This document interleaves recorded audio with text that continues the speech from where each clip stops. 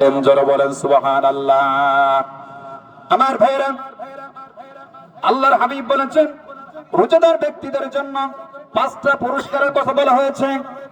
এক নম্বর হলো গফির লাহু মা তাকদ্দামা মিন যামবি। আল্লাহ পাক রব্বুল আলামিন রোজাদার ব্যক্তিদের জীবনের সব গুনাহগুলো তিনি মাফ করে দেন। বসে যান ভাইরা, পিছনে বসে যান। যারা রাস্তায় আছেন অতি তাড়াতাড়ি চলে আসুন। ইনশাআল্লাহ 8:30 ঈদুল ফিতরের জামাত অনুষ্ঠিত হবে। আপনারা যারা রাস্তায় আছেন সকলে আমরা তাকবীর পড়ি, আল্লাহু আকবার, আল্লাহু আকবার, লা ইলাহা ইল্লাল্লাহ, আল্লাহু আকবার, আল্লাহু আকবার, ওয়ালিল্লাহিল হামদ, আল্লাহু আকবার, আল্লাহু আকবার, লা ইলাহা ইল্লাল্লাহ, আল্লাহু আকবার, আল্লাহু আকবার, ওয়ালিল্লাহিল হামদ, আল্লাহু আকবার, আল্লাহু আকবার, লা ইলাহা ইল্লাল্লাহ, আল্লাহু আকবার, আল্লাহু আকবার, ওয়ালিল্লাহিল হামদ। আমরা এই যে তাকবীর পড়তেছি, বাড়ির থেকে যখন আমরা তাকবীর পড়তে পড়তে যখন রওনা দিয়েছি, আল্লাহর হাবিব বলেছেন হাদিসে কুদসির মধ্যে আল্লাহ তাআলা বলেছেন, আল্লাহ পাক রব্বুল আলামিন ফেরেশতাদেরকে ডাক দিয়ে বলেন, হে আমার ফেরেশতারা, যদি কোনো বান্দা বান্দি যদি চাকরি করে তাহলে কি সে বেতন পাবে না?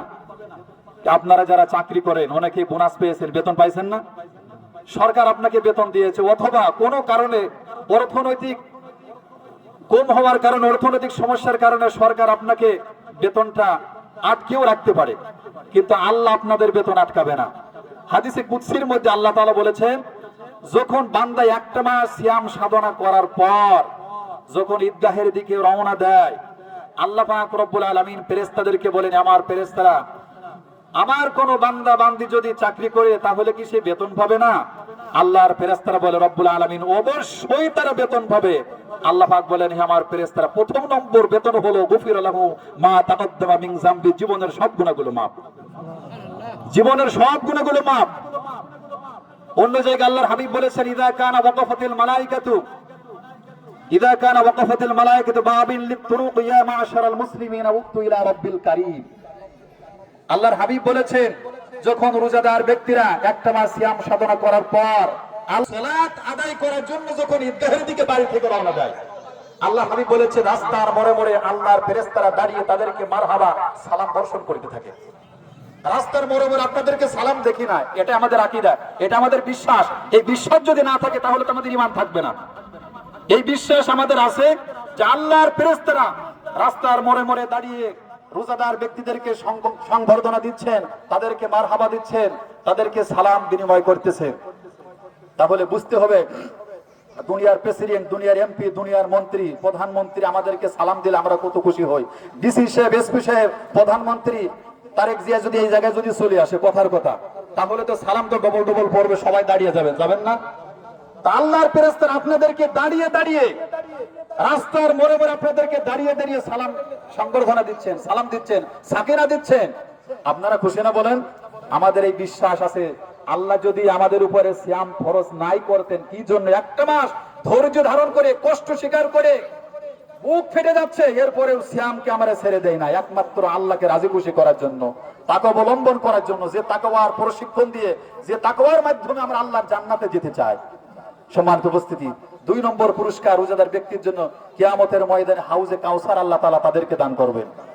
আর কিয়ামতের ময়দানে আল্লাহর হাবিব বলেছেন, হাউজে কাউসারের পানি ছাড়া কোনো ব্যক্তি নাজাতের কোনো পথ পাবে না, নাজাতের কোনো পথ পাবে না। আল্লাহর হাবিব বলেছেন, হাউজে কাউসার সম্পর্কে বলেছেন, আসাদ্দু বায়াদুম মিনাল লাবান ওয়া আহলা মিনাল আসাল, দুধের চেয়ে দবদবে সাদা, এরপরে মধুর চেয়ে সুমিষ্ট। আল্লাহর হাবিব বলেছেন, কিয়ামতের ময়দানে যে ব্যক্তি একবার হাউজে কাউসারের পানি পান করবে, জান্নাতে যাওয়ার আগ পর্যন্ত পিপাসা লাগবে না, জান্নাতে যাওয়ার আগ পর্যন্ত পিপাসা লাগবে না। এই জন্য পিপাসা লাগবে না, দুনিয়াতে সিয়াম রাখা অবস্থায় কলিজা শুকিয়ে যাচ্ছিল, বুক শুকিয়ে যাচ্ছিল, এই যে তৃষ্ণার্ত ছিল, এই জন্য আল্লাহ পাক কিয়ামতের ময়দানে এমন শরবত পান করাবেন যে এক গ্লাস পান করানোর কারণে জান্নাতের আগ পর্যন্ত আর পিপাসা লাগবে না। আল্লাহর হাবিব অন্য জায়গায় বলেছেন, হে আমার সাহাবীরা, আকাশে যত তারকারাজি দেখতে পাও, মুসলিম শরীফের হাদিস, আল্লাহর হাবিব বলেছেন, আকাশে যত তারকারাজি তোমরা দেখতে পাও, আমার উম্মতকে হাউজে কাউসারের পানি পান করানোর জন্য তত পরিমাণ গিলাস থাকবে, জান্নাতের ভিতরে থাকবে হাউজে কাউসার। আল্লাহর হাবিব বলেছেন, জান্নাত থেকে একটা নালা তৈরি করে নিয়ে কিয়ামতের ময়দানে আল্লাহ পাক একটা কূপ তৈরি করবেন। হাউজে কাউসার কোথায় থাকবে? হাউজে কাউসার থাকবে জান্নাতের মধ্যে।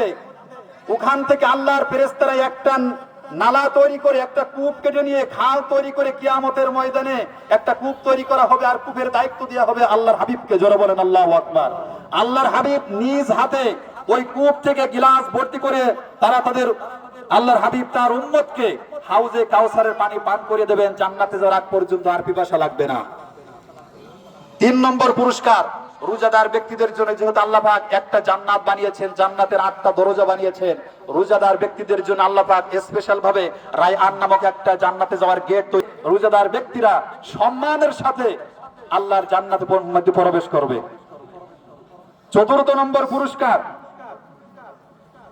আল্লাহর হাবিব বলেছেন যে as-সাওমুলি, রোজা আমার জন্য রেখেছিল, এর পুরস্কার আমি আল্লাহ তাআলা নিজ হাতে দেব।